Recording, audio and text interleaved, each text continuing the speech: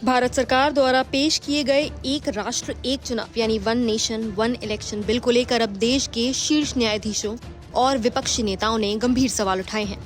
पूर्व मुख्य न्यायाधीश DY चंद्रचूड़ और JS खेहर ने संसद की संयुक्त समिति यानी JPC के समक्ष अपनी राय रखते हुए इस बिल की संवैधानिक वैधता पर तो सहमति जताई, लेकिन चुनाव आयोग को दी गई बिना नियंत्रण की शक्तियों पर कड़ा ऐतराज दर्ज कराया। JPC की बैठक में मौजूद सूत्रों के अनुसार पूर्व CJI चंद्रचूड़ ने स्पष्ट शब्दों में कहा कि ये बिल संविधान की मूल संरचना यानी बेसिक स्ट्रक्चर का उल्लंघन नहीं करता, लेकिन इसमें कई गंभीर संवैधानिक खामियां हैं जिन्हें दूर किए बिना इसे लागू नहीं किया जा सकता। साथ ही उन्होंने ये भी कहा कि संविधान में कुछ मौन स्थितियां हैं जिन्हें ये बिल अनदेखा करता है। सबसे चिंताजनक बात यह है कि चुनाव आयोग को कुछ ऐसे अधिकार दिए गए हैं जो उसे संसद के ऊपर खड़ा कर सकते हैं। बिल की धारा 42A(5) के अंतर्गत चुनाव आयोग को यह अधिकार दिया गया है कि वो किसी राज्य में चुनाव को टाल सकता है यदि उसे लगता है कि लोकसभा चुनावों के साथ चुनाव कराना संभव नहीं है।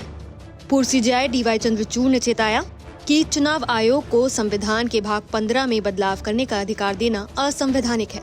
किसी राज्य विधानसभा का कार्यकाल केवल आयोग की रिपोर्ट पर छोटा करना या खत्म करना लोकतांत्रिक प्रक्रिया के विरुद्ध है।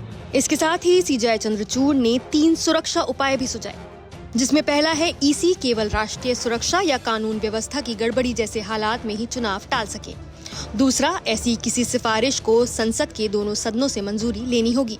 और तीसरा, टालने की अवधि सीमित और निश्चित होनी चाहिए। इसके अलावा पूर्व CJI ने 2 बड़ी चुप्पियों की ओर भी इशारा किया। उन्होंने सवाल उठाया कि राष्ट्रीय आपातकाल लगने की स्थिति में चुनाव चक्र कैसे प्रभावित होगा और यदि कोई राज्य सरकार 6 महीने पहले ही गिर जाए तो क्या चुनाव टालकर लोकसभा के साथ कराए जा सकते हैं। इन दोनों पर बिल में कोई स्पष्टता नहीं है। वहीं पूर्व CJI खेहर ने भी सवाल किया कि यदि किसी राज्य में 1 साल तक आपातकाल लागू रहता है तो उस राज्य का चुनाव चक्र अन्य राज्यों से कैसे मेल खाएगा। उन्होंने ये भी कहा कि बिल को कई महत्वपूर्ण संशोधनों की आवश्यकता है, वरना इसे न्यायिक चुनौती मिलना तय है। बिल पर संयुक्त समिति में शामिल कांग्रेस नेता मनीष तिवारी, रणदीप सुरजेवाला और प्रियंका गांधी वाड्रा ने भी इस प्रस्तावित कानून पर गंभीर चिंताएं जताई हैं। मनीष तिवारी ने कहा, ये बिल संघीय ढांचे और राज्य सरकारों की स्वतंत्रता के खिलाफ है। चुनाव आयोग को सुपर गवर्नर बना दिया गया है। रणदीप सुरजेवाला ने सवाल उठाया, क्या चुनाव आयोग को संविधान से ऊपर रखा जा रहा है? ये न केवल लोकतंत्र के लिए खतरा है बल्कि राज्यों के अधिकारों का भी हनन है। वहीं प्रियंका गांधी वाड्रा ने कहा, ये विचार जितना आकर्षक लगता है उसके पीछे की मंशा लोकतंत्र को केंद्रीकृत करने की हो सकती है। इसे पूरी तरह से सार्वजनिक बहस के लिए खोला जाना चाहिए। इसके साथ ही JPC के एक वरिष्ठ सदस्य ने कहा, हम इन सभी विशेषज्ञों की राय को गंभीरता से ले रहे हैं।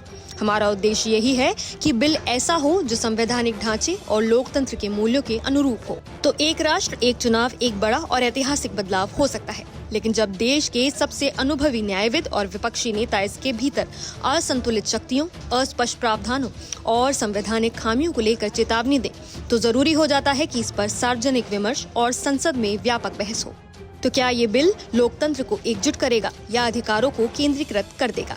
ये वो सवाल है जिनका जवाब अब देश की संसद को देना होगा। फिलहाल इस मुद्दे पर आपकी क्या राय है, हमें कमेंट करके जरूर बताएं। नमस्कार, मैं हूं मानक गुप्ता। अगर आपको हमारा ये वीडियो पसंद आया हो तो इसे लाइक और शेयर जरूर करें और हाँ, हमें सब्सक्राइब और फॉलो करना ना भूलें ताकि आप देश और दुनिया की कोई खबर मिस ना करें। तो जुड़े रहिए हमारे साथ और देखते रहिए News 24।